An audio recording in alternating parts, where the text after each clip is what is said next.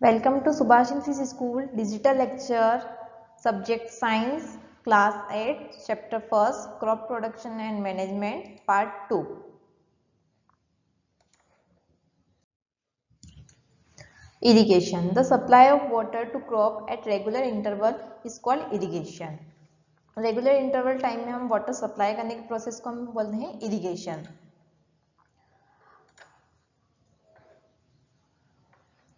Source of irrigation, well, tubewells, lake, river, dam and canals, ये सारे ही source है irrigation के.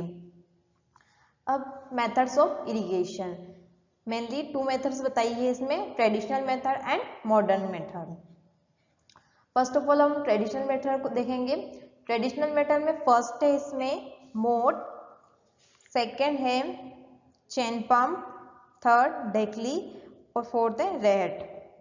मोट में ये प्रोसेस होती है, इसमें वेल से वाटर निकाला जाता है एंड फील्ड में सप्लाई किया जाता है. सेकेंड है चेन पंप. चेन पंप में जो वाटर है उसको भी चेन पंप द्वारा रोटेट करके फील्ड में सप्लाई किया जाता है. देन ढेकली, इसमें भी वेल से वाटर को निकाला जाता है एंड देन फिर हैंड टू हैंड फील्ड में सप्लाई किया जाता है. एंड रहेट है, इसमें भी एक एनिमल का यूज करके वाटर को फील्ड में सप्लाई किया जाता है. तो ये तो ट्रेडिशनल मेथड है, ये सिर्फ आपको याद होना चाहिए, इनके ज़्यादा यूजेस नहीं है. Then modern method. Modern method में हम सबसे पहले स्प्रिंकल सिस्टम को देखेंगे. What is sprinkle system? Sprinkle system में होता है कि जो वेल्स में मोटर लगाई जाती है और इसमें पाइप के थ्रू पूरे फील्ड में फव्वारे लगाए जाते हैं. आपने सभी ने देखा होगा फील्ड्स में फव्वारे लगाए जाते हैं, तो जिससे पूरा ही जो पूरा फील्ड पूरा स्प्रिंकल होता है, जिसमें वाटर की सप्लाई अच्छे से हो जाती है और सारे ही पेड़ पौधों को जो भी क्रॉप लगती है उनमें आसानी से पानी पहुंच जाता है. ये बहुत ही ज़्यादा यूजफुल टेक्निक है, यूजफुल मेथड है. इसके बाद हम देखेंगे ड्रिप सिस्टम. ड्रिप सिस्टम में होता है, इसमें भी वेल में मोटर लगाई जाती है और वहाँ से वाटर का सप्लाई होता है, जिसमें बूंद बूंद करके, आप जैसे पिक्चर में देख रहे हैं, बूंद बूंद करके क्रॉप में पानी जाता है, वाटर का सप्लाई होता है. तो ये दोनों मेथड हो गई, traditional method and modern method.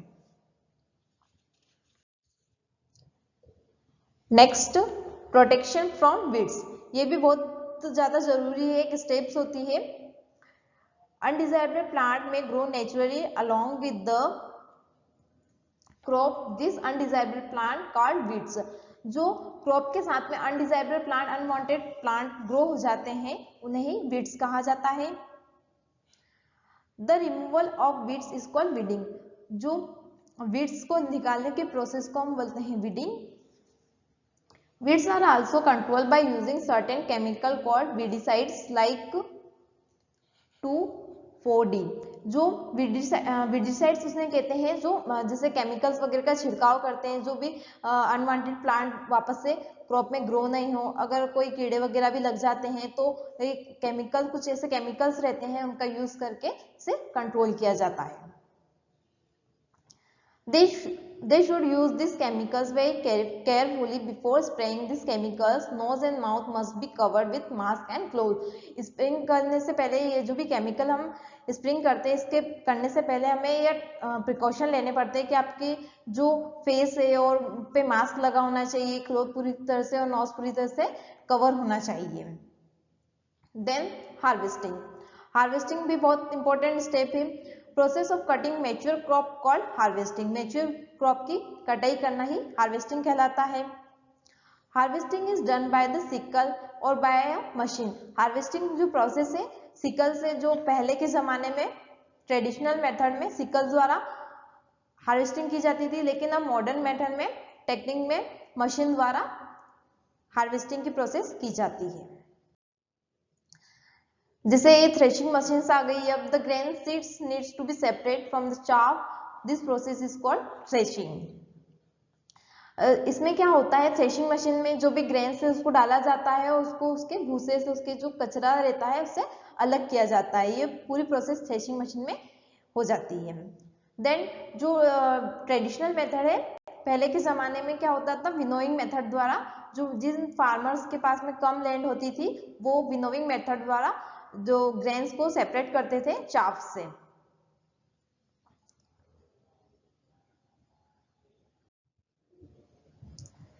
Then last or final step is storage. The harvest grain are kept to be a longer time. They should be saved from moisture, insect, rat and microorganism. जब हम crop को harvest कर लेते हैं तब उनको longer time के लिए सेव करने के लिए हमें स्टोरेज की प्रोसेस लेना पड़ती है। स्टोरेज क्यों करना पड़ता है? क्योंकि उसको ग्रेन्स को मॉइस्चर से, इंसेक्ट से, रेट से और जो भी माइक्रो ऑर्गेनिज्म जो अटैक कर सकते हैं ग्रेन को, उनसे प्रोटेक्ट करने के लिए हम स्टोरेज प्रोसेस का यूज करते हैं। जिसे फार्मर स्टोर कैसे करते हैं? जूट बैग में और मेटालिक बीन्स में जो उनके ग्रेन से उनको स्टोर किया जाता है।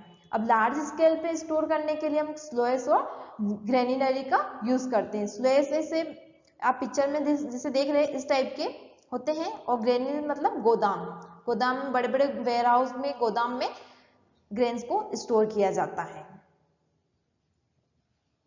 और होम में हम स्टोर करने के लिए, होम स्टोर के लिए नीम लीव्स का यूज करते हैं।